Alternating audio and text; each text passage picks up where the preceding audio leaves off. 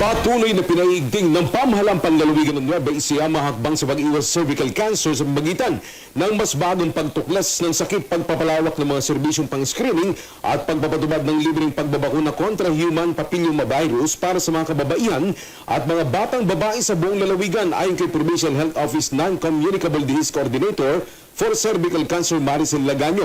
Mahalagang kombinasyon ng regular screening at HPV immunization upang mapababa ang bilang ng mga kaso ng cervical cancer at maiwasan ang mga pagkamatay dulot nito.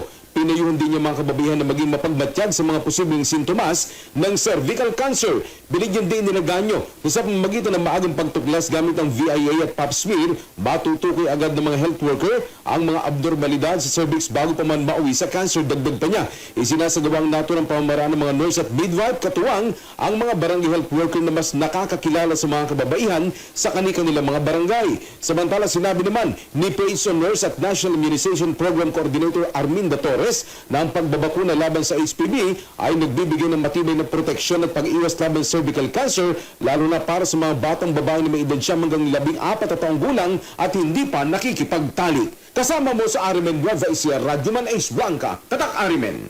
RMN Network News.